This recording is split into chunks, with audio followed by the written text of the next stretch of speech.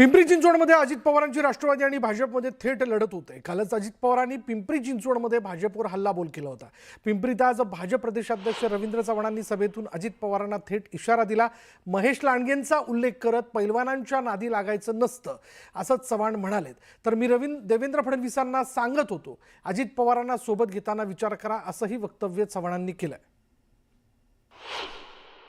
निवडणुकीच्या पार्श्वभूमीवरती लोकांचा दिशाभूल करण्याचा, खोटा नेरेटिव्ह पसरवण्याचं काम करतायत। आपण सर्वजण जाणता की ही सर्व मंडळी कशा पद्धतीने आपल्या बरोबर जोडली गेली। मी तर देवेंद्रजींना नेहमी खासगीत सांगायचो, साहेब थोडासा विचार करा, साहेब थोडासा विचार करा।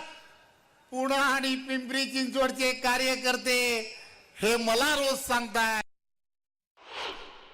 काल सभेमध्ये काय घडलं, पत्रकार परिषदेमध्ये काय बोललो, याची सर्वांची चर्चा झाली।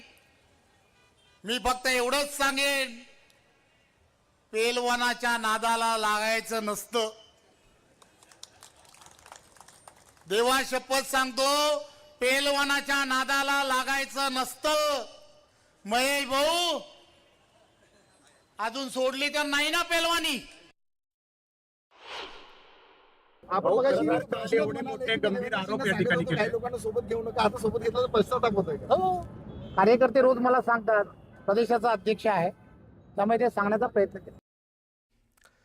महानगरपालिका निवडणुकीत स्वतंत्र लढणाऱ्या महायुतीच्या नेत्यांमध्ये आरोप प्रत्यारोप सुरू झालेत। भाजप प्रदेशाध्यक्ष रवींद्र चव्हाण यांनी थेट अजित पवारांना बरोबर घेऊ नका असा सल्ला फडणवीसांना दिला होता। तर मंत्री चंद्रकांत पाटील यांनी सांगलीत बोलताना मुख्यमंत्री आणि गृहमंत्री आमचे आहेत, इशारा देणाऱ्यांनी आम्हाला हलक्यात घेऊ नये असा इशारा दिला होता। आणि यावर आज पत्रकार परिषदेत अजित पवारांनी चंद्रकांत पाटलांना टोला लगावला। मुख्यमंत्री पण आमच्याकडे आहेत आणि गृहमंत्री पण आमच्याकडे आहेत, त्यामुळे दमात घेऊ नका आणि हलक्यात पण घेऊ नका। जे कोणी दमदाटी करणारे असतील, रात्री बेरात्री आपण देवेंद्रजींना फोन करूया। तर म्हणजे मी पालकमंत्री आहे, मीच पुरेसा आहे। पण नाही भागलं तर देवेंद्रजींना फोन करू। त्यामुळे हुशाऱ्या करणाऱ्यांनी, दम देणाऱ्यांनी जरा विचार करून आपलं काम करावं। आम्ही आमचं काम करतो।